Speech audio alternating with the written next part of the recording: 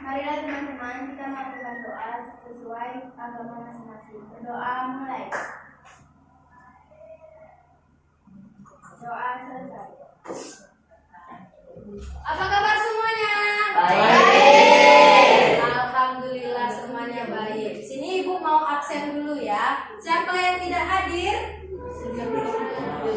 Jadi semua sebelum kita memulai pembelajaran, di sini Ibu ingin mengecek kemampuan awal kalian dulu. Ibu akan memberikan pretest. Di sini soalnya tidak banyak. Hanya ada 4 soal yang akan kalian kerjakan selama 4 menit. Ini coba kalian perhatikan. Terlihat jawabannya? Iya. Terlihat ya. Apakah kalian pernah mencicipi minuman tersebut? Ada yang tahu rasanya seperti apa? Ayo siapa yang bisa angkat tangan? Ya, coba Michael. Rasa minuman jeruk itu apa rasanya? Asam. Asam. Terus kalau minuman bersoda? Manis. Manis. Kalau obat mah pernah nyicip obat mah? Pernah. Pernah. Apa rasanya? Manis dan pahit. Iya, benar. Rasanya itu manis dan agak sedikit pahit. Coba sekarang kalian perhatikan ini. Ibu ada video. Bismillahirrahmanirrahim. Assalamualaikum warahmatullahi wabarakatuh. Hai semuanya, pada video pembelajaran kali ini kita akan membahas materi asam, basa, dan garam.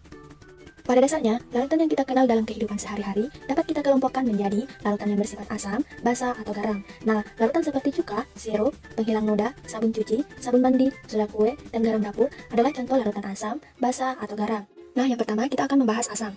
Tentu adik-adik telah mengenal larutan asam dalam kehidupan sehari-hari. Contohnya jeruk, lemon, dan cuka. Asam ini memiliki beberapa ciri-ciri. Yang pertama, rasanya asam, tidak boleh dirasa kecuali dalam makanan. Kedua, dapat menimbulkan korosif. Ketiga, dapat mengubah kertas lakmus biru menjadi merah. Selanjutnya, kita akan bahas larutan basa. Contoh benda yang mengandung basa adalah sabun mandi, sabun cuci, dan masih banyak lagi contoh lainnya. Basa memiliki ciri-ciri sebagai berikut. Pertama, berasa agak pahit. Kedua, terasa licin di kulit. Ketiga, dapat mengubah kertas lakmus merah menjadi warna biru. Selanjutnya, kita akan bahas garam. Senyawa garam yang paling kita kenal adalah garam dapur atau nama senyawa kimianya natrium fluorida. Garam ini banyak digunakan dalam pengolahan makanan. Nah, bagaimana senyawa garam dapat terbentuk? Salah satu reaksi yang dapat membentuk garam adalah reaksi asam dan basa atau reaksi netralisasi. Nah, pada reaksi netralisasi tersebut dihasilkan garam dan air. Contohnya, ketika HCl atau asam klorida direaksikan dengan NaOH atau natrium hidroksida, maka akan menghasilkan NaCl yaitu garam. Coba dapat kalian lihat di layar. Ada berapa tujuh pembelajaran kita hari ini? Ada 4. Yang ketiga, melalui kegiatan percobaan, kalian juga bisa menyelidiki tentang sifat larutan asam basa garam pada minuman dengan baik. Dan yang terakhir, tujuannya yaitu kalian dapat membuat atau menyajikan gagasan, ide gagasan, pemecahan solusi dari sifat larutan asam basa garam pada minuman dalam bentuk pos. Sini juga Ibu akan melakukan penilaian. Selama pembelajaran ini ada 3 penilaian, yaitu penilaian pertama yaitu penilaian sikap. Kemudian ada penilaian pengetahuan di sini, dan yang terakhir ada penilaian keterampilan. Oke, sekarang kita masuk ke pembelajarannya ya. Di sini ada orientasi masalah. Di sini ada permasalahan. Ibu mau nanya dulu nih. Apakah kalian tahu di dalam tubuh kita ini sebenarnya ada senyawa asamnya? Tahu tidak? Tahu. Nah, Sela di mana Sela? Organ apa yang terdapat asam senyawa asam itu Sela? Lambung, ya benar sekali. Terus mengapa setiap bangun tidur itu kita dianjurkan untuk minum air putih? Ada yang tahu tidak? Ayo, kenapa? Kalau kita tidur itu perut kita dalam keadaan kosong. Terus kalau dalam keadaan kosong, agar asam lambungnya tidak naik, kita minum air putih. Biar apa Sela minum air putih? Biar netral ya. Jadi untuk menetralisasi lambung kita agar asam lambungnya tidak meningkat, itu kita dianjurkan untuk minum air putih sebelum kita makan atau minum yang lainnya. Oke. Nah, dari permasalahan ini coba kalian lihat kenapa siswa yang ada pada masalah ini, kenapa siswa tersebut perutnya kembung ketika dia sudah mengkonsumsi minuman yang dijual di kantin. Nah, minuman soda itu berarti minumannya, iya benar, karena dia mengkonsumsi minuman yang bersifat asam. Oke. Nah, dari permasalahan ini, dari pertanyaan yang sudah Ibu tanyakan, kira-kira siapa yang bisa membuat rumusan masalah? Coba Sela lagi. Ayo Sela. Apa kira-kira Sela? Rumusan masalahnya Sela? Bagaimana cara mengetahui minuman yang dikonsumsi bersifat asam, basa atau garam agar dapat menghindari meningkatnya asam lambung? Iya, benar sekali. Kasih tepuk tangan dulu dong. Benar ya. Jadi rumusan masalahnya yaitu bagaimana cara mengetahui minuman yang dikonsumsi itu bersifat asam, basa atau garam agar dapat menghindari meningkatnya asam lambung atau tidak atau maya. Kemarin Ibu sudah mengingatkan kalian untuk membawa bahan-bahan untuk praktikum hari ini. Sudah dibawa? Sudah. Coba diangkat mana bahannya. Ya, ada. Ya, bagus. Kelompok belakang ada ya? Ada. Ada mana? Coba diangkat. Ayo. Oh, ada ya. Oke. Nah, sekarang kita duduk berdasarkan kelompoknya. Ya, kelompoknya yang mana aja masih ingat? Ayo. Yang ini kelompoknya kelompok 1, kelompok 2, yang di belakang kelompok 3. Oke, sekarang sini setiap perwakilan kelompoknya ambil LKPD di depan. LKPD-nya. Ya. Di situ kalian isikan identifikasi masalah, rumusan masalah, alat dan bahannya apa saja kalian tuliskan di LKPD-nya.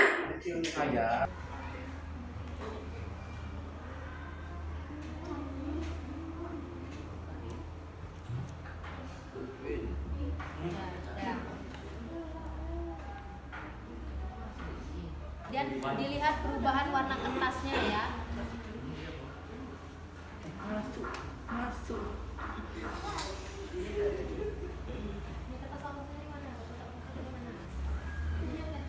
Ini kan warnanya udah lapis merah kan, jadinya merah nih. Nah, terus lapis birunya berubah jadi merah, berarti bersifat asam. Dituliskan di LKPD-nya, kemudian silakan kalian mulai membuat poster.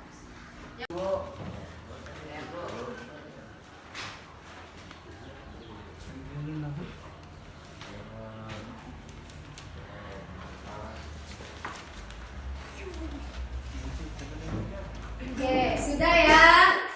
Sudah. Oke, kalau sudah, sekarang mejanya dirapikan dulu lagi. Terus duduknya menghadap ke depan lagi. Ayo. Kelompok mana yang mau maju presentasi? Ayo. Oke, kelompok 1. Baiklah, silakan maju ke depan kelompok 1. Perkenalkan, kami kelompok 1 akan melakukan presentasi. Silakan. Alat dan bahan yang dibutuhkan. Alat: wadah plastik, kertas lakmus, sendok. Bahan: Baiklah, itu tadi adalah presentasi dari kelompok 1. Nah, di sini adakah kelompok yang mau bertanya untuk kelompok 1? Ayo, jika mau bertanya, silakan. Apa yang akan ditanyakan? Yuk. Kenapa ada yang warna merah dan biru pada kertas lakmus? Oke, pertanyaannya, mengapa pada kertas lakmus itu susu ada yang berwarna merah dan ada yang berwarna biru? Oke, untuk kelompok 1 didiskusikan dulu. diberikan oleh temannya? Karena susu bersifat netralisasi, sehingga susu yang fresh bersifat netral pada kertas lakmus berwarna biru, dan susu yang sudah lama bersifat asam jadi berwarna merah pada kertas lakmus. Oke, bagaimana Wahyu? Oke, sudah mengerti? Oke, sudah mengerti. Ya, coba diangkat poster yang sudah dibuat oleh kelompok 1. Oke, bagus tidak? Bagus. Coba Ibu mau lihat poster kelompok lain juga yang mana? Coba diangkat poster yang lain, ayo. Diangkat. Oke, bagus ya. Oke, bagus semua. Nah, sudah selesai sekarang. Silakan kelompok 1 ditutup presentasinya. Baiklah, terima kasih teman-teman. Oke, baiklah. Terima kasih untuk kelompok 1. Kasih tepuk tangan dulu untuk kelompok 1. Sekarang siapa yang bisa menyimpulkan pembelajaran kita hari ini? Berdasarkan percobaan yang telah dilakukan, apa yang dapat kalian simpulkan? Berdasarkan percobaan tersebut, dapat ditarik kesimpulan bahwa cara menentukannya asam basa dan garam. Oke, benar sekali. Kasih tepuk tangan dulu untuk teman-teman. Nah, di sini kesimpulannya yaitu berdasarkan percobaan tadi, kita dapat menyimpulkan yaitu cara menentukan larutan tersebut bersifat asam, basa atau garam yaitu dengan menggunakan indikator. Indikator yang kita gunakan yaitu indikator buatan yaitu berupa kertas apa tadi namanya? Nah, tadi ada juga yang menanyakan, temannya bertanya, kenapa di kelompok kami susu itu di kertas lakmus berubah menjadi merah, sedangkan di kelompok lain itu tetap berwarna biru. Nah, di sini susu itu bersifat netralisasi.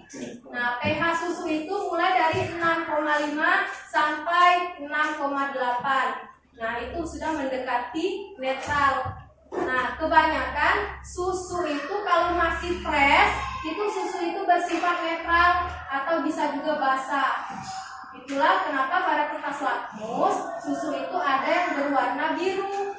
Tapi kalau untuk susu yang sudah lama atau sudah basi ya, nah itu susu itu akan berubah menjadi asam karena di dalamnya itu terdapat ada asam laktatnya. Nah, maka dari itu di kertas lakmus akan berubah menjadi warna merah. Ibu akan memberikan post test. Oke, Ibu ingatkan lagi untuk minggu depan kalian jangan lupa belajar di rumah. Kita akan belajar tentang suhu dan perubahannya. Jadi di rumah kalian baca-baca karena minggu depan akan ada print test. Ya, kalian harus baca-baca lagi di rumah bukunya. Jangan sampai kalian tidak bisa mengerjakan soal print test. Oke, di sini Ibu mau nanya nih. Apakah kalian senang pembelajaran hari ini? Untuk pembelajaran kita berdoa terlebih dahulu. Baiklah, Sela, silakan dipimpin lagi teman-temannya untuk berdoa. Marilah teman-teman kita melakukan doa sesuai agama masing-masing. Berdoa mulai.